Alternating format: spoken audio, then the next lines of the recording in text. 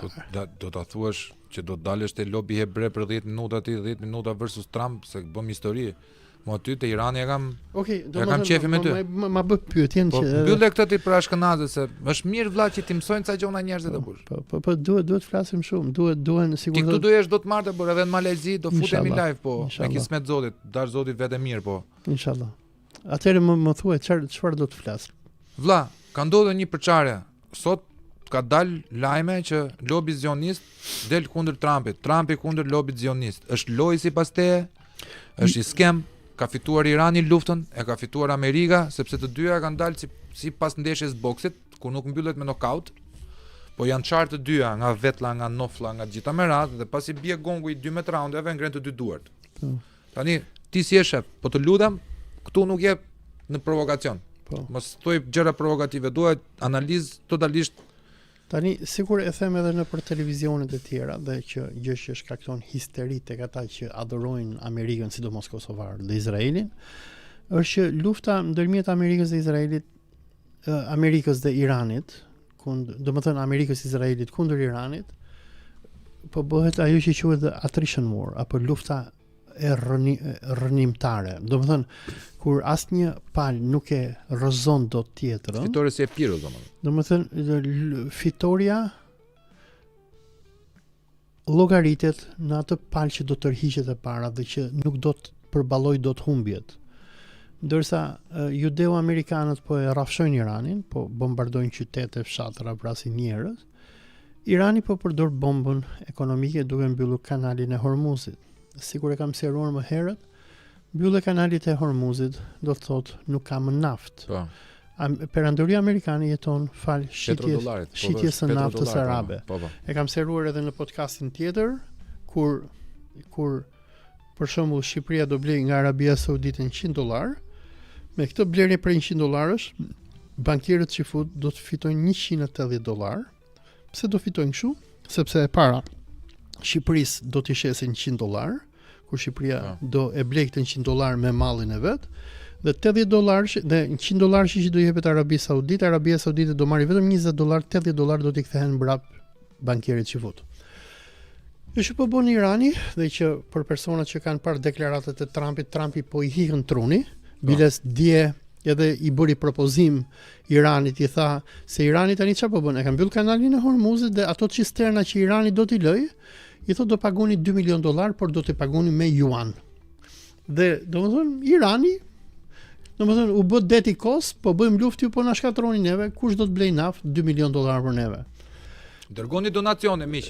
Dhe $2 miliard në Hormuz Irani, dërgoni $5 këtu më. Është të mëshme. Dërgoni dollar, mos ja dërgoni Izraelit, dërgojeni shpendit. Bëni se vap. Dgjoj, po mësoni, domethënë. Dgjoj, unë i them studentëve të mi në Malezi se në Malezi kuptohet kur shkon në universitet, paguajnë studentët dhe edhe ju konsideroni se jeni vetëm student. Paguani atë që quhet school fee, pagesën e shkollës. E dua të them që Trumpi po e shef që e para Irani nuk po tërhiqet, Irani po bën lek. Dhe i bëri propozim Ayatollahi Dietha, shiva tha, domethënë edhe pasi ka vrar babën e tij, ka bërë luftë, ka thënë do bëjmë regime change etj. Tha, ai proposed to Ayatollah, tha, we control the Strait of Hormuz together. Tha, e kontrollojmë ngushticën e Hormuzit bashk. Domethënë ideja e Trumpit është që i vëjmë, domethënë i voti $2 milion çdo cisterne, 1 milion më jep mua, 1 milion ti, harroj që i ka ndodhur Izraelit edhe botës arabe që i ka bombarduar Irani. Dhe kjo shkaktoi nervozizëm në qarqet zioniste. Biles Netanyahu doli me deklaratë për shtyp dhe tha që ne do e vazhdojmë luftën, tha, edhe po na la Amerika. Se kjo që tha Trumpi është, më fani për shprehjen, po ti thosh pjerdhu Dubait edhe Izraelit, se Izraeli hyri në këtë luftë shkatronte Iranin. Irani nuk po shkatron dot. Edhe Amerika hyri në luftë për të goditur Kinën, po e pa që u armotizua. Për goditur Kinën dhe me e gënjeu edhe Netanyahu se i tha do vrasim Ayatollahin, e tha edhe do bëhet si Venezuela, domethënë se i tha këta iranianët janë si ata venezuelianët e i marrim naftën. Se Trumpi është hajdut. Domethënë Trumpi hyri me bë plaçk. Izraeli hyn me ato idetë veta mesianike. Po tani sot sa ta ditësh, është dita Sot e 25 të luftës, Po kupton? sot është data 24 mars vlla. Po është dita e 25 të luftës. Në ditë amerikanë shpenzojnë $1 miliard. Domethënë deri tani kanë shpenzuar $25 miliard. Edhe Trumpi është hesabxhi, thotë, çfarë po fitojmë këtu?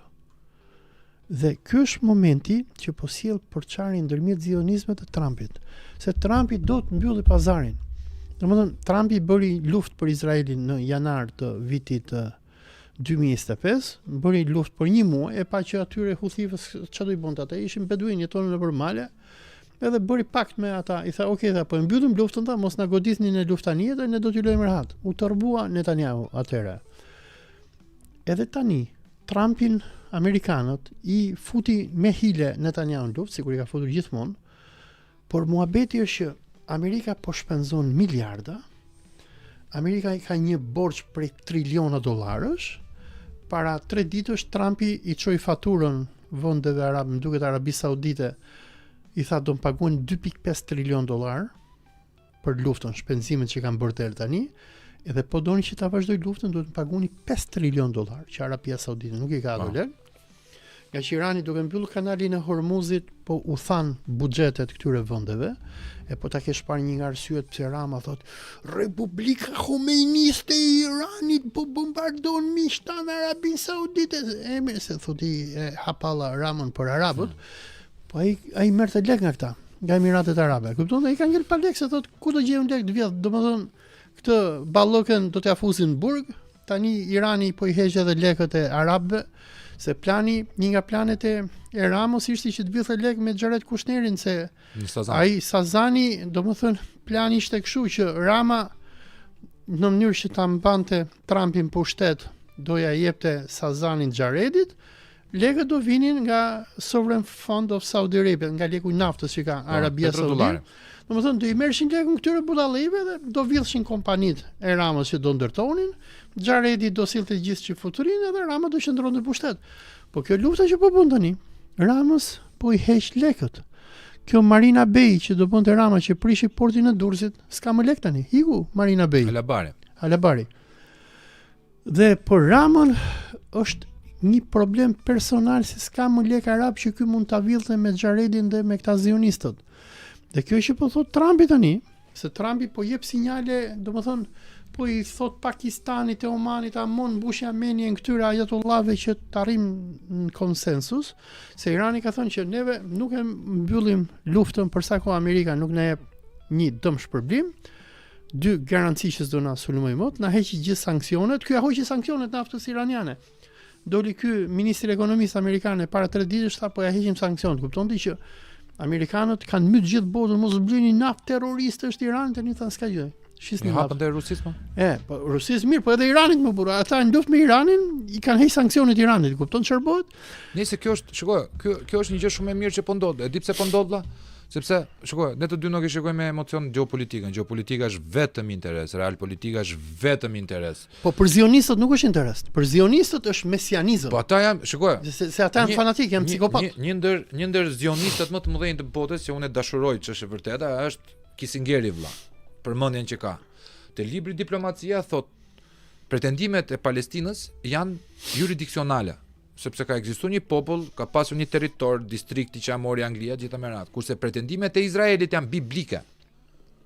Butalliqe. Domethënë, është si puna tani dalun thëm shikoj vëlla se me Kur'an në takon tërë Shqipëria. Obdon se kanë pas 1 fyt hoxh në kohën e Skënderbeut, ka qenë me Muratin e dytë, ma ka dhënë mua se më doli nëndër. Se është e njëjta the same fucking shit është vëlla. Pralla me mbret. Pralla me mbret, a kupton?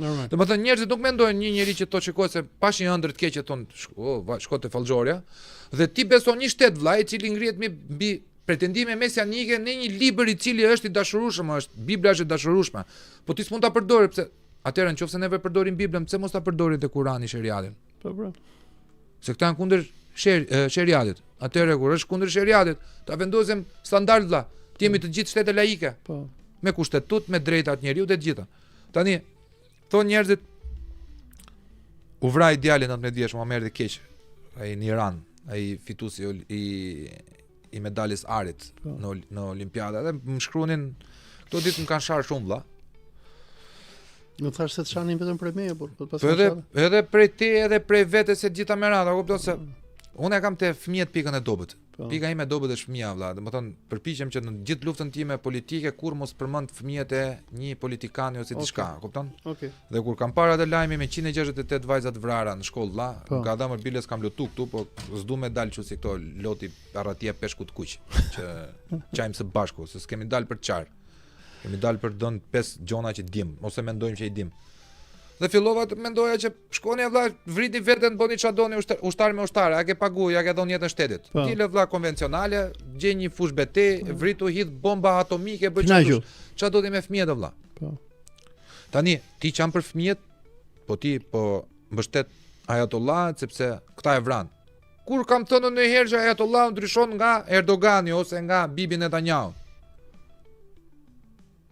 Janë diktator më vëlla, ai do mbaj pushtetin e vet. Si Po.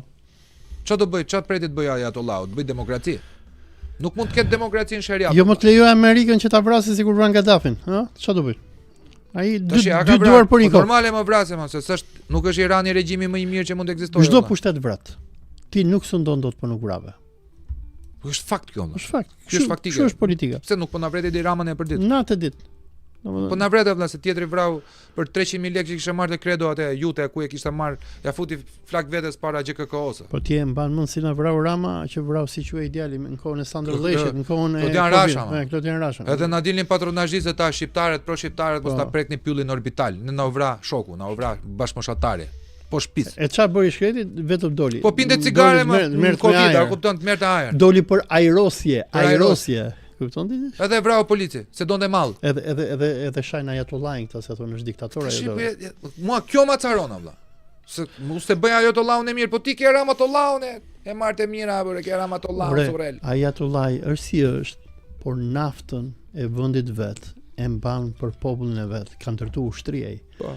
Kurse ti ke naftën e Marinzës, naftën e Ballshit, që Shqipëria është Arabi Saudite. E vjedhin bankierët zionistë, Bankers Petroleum. Edhe nuk flet asnjëri, i thonë, "Oh, kjo është anti-shqiptare, thonë, nuk kemi ekzistuar në ku jemi." Ai Rama i vjedh naftën, atyre fshatarëve të Mallakastrës, mëse unë jam me origjinë nga Mallakastra, ata s'kan bukë të hajnë më. I ke burgjet ata çunat e Mallaka, i ke burgjeve të Evropës, arrin shesin mall më. Edhe kur bëjnë ai lek, sa vin në Shqipëri, ky ja merr lekë direkt e konfiskon, se i thon bankierët zionistë, duhet t'ja marrësh lekët tyre. Po mirë më. Ja, po pse I lë këta djemtë e Mallakastrës shesin mall më? Ore Shqipëria me naftën që ka. Ne duhet të jetonim si Kuvajt, jemi Kuvajt, jemi Kuvajt në zemrën e Evropës. E nuk flet askush. Po se s'flet askush vëlla se jemi shitur për 5 aspra. Te Ayatollahi me të gjitha të metat që mund të ketë, naftën e vendit vet, thotë jo.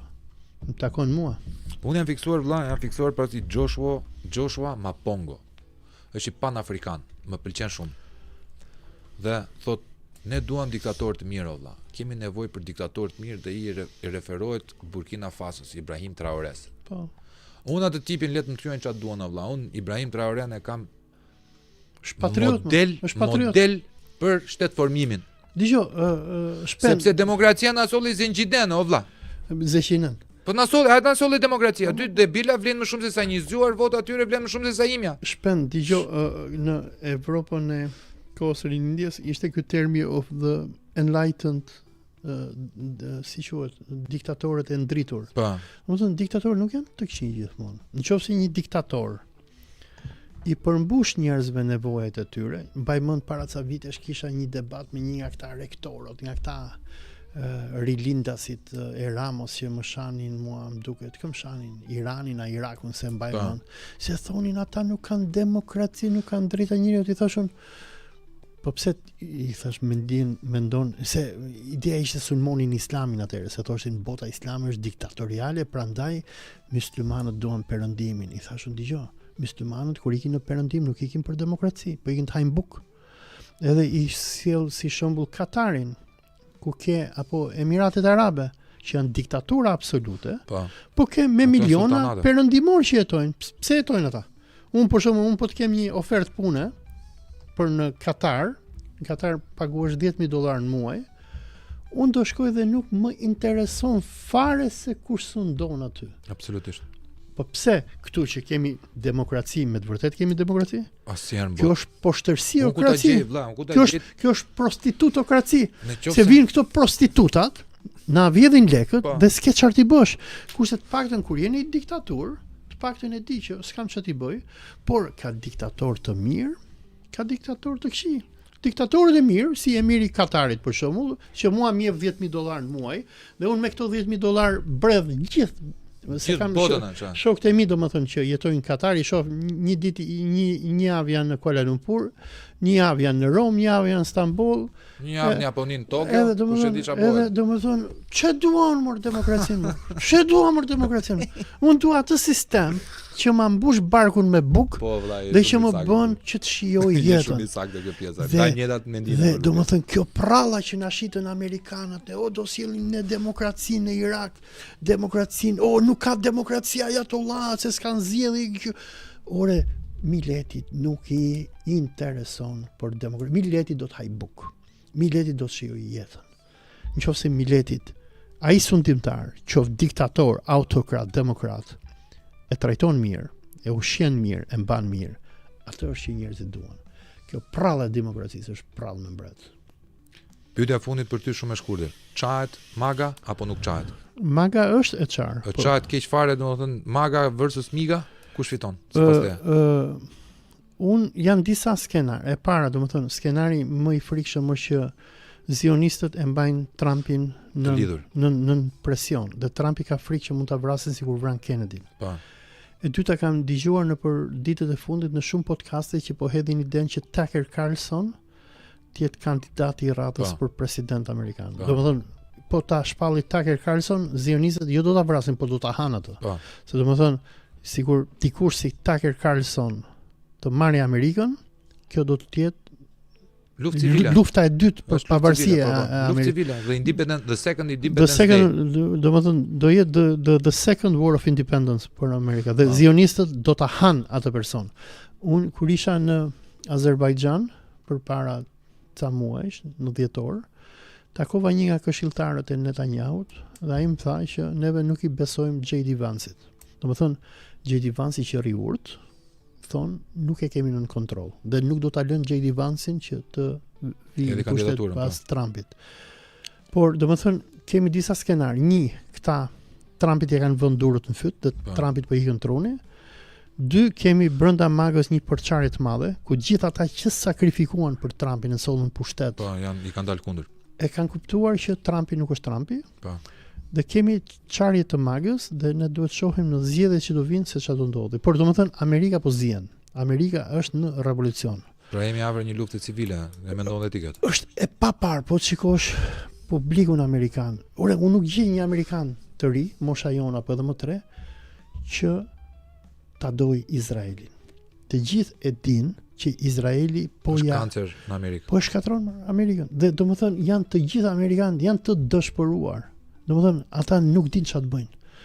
Por pushtetin lobi zionist e mban me dhunë, dhe në këto momente shumë interesante, edhe për shikuesit tanë, të shikosh komentatorët amerikanë, edhe më islamofobët, edhe më racistët luten për Ajatollahun dhe Iranin. Jo se duan Iranin apo Islam, por e shohin Iranin si heroin e qytetërimit. Domethënë, unë shoh shumë podcaste, apo sot po lexoja Aleksandr Duginin që thoshte Irani është heroi i qytetërimit njerëzor, po shpëton njerëzimin. Se lufta Duginit intereson apo? Se lufta që po bën Irani nuk është luftë me Amerikën, është luftë me zionizmin. Po. Domethënë kishte dalë ministri i jashtëm iranian Araçi, edhe në një intervistë me televizion amerikan, ora tha ne s'po luftojmë Amerikën, po luftojmë Izraelin. Ç'a doni ju këtu? Ne s'po luftojmë ju. Dhe domethënë maskat kanë rënë. Dhe ky është momenti më i rrezikshëm për këtë perandorinë judeo-amerikane, nga që amerikanët janë të tërbuar, e kuptojnë që perandoria e tyre po shkatërrohet, dhe Trumpi lufton një luftë ekzistenciale ndërmjet jetës dhe vdekjes. Sa më shumë të rezistoj Irani, aq më egër do bëhet lufta civile në Amerikë.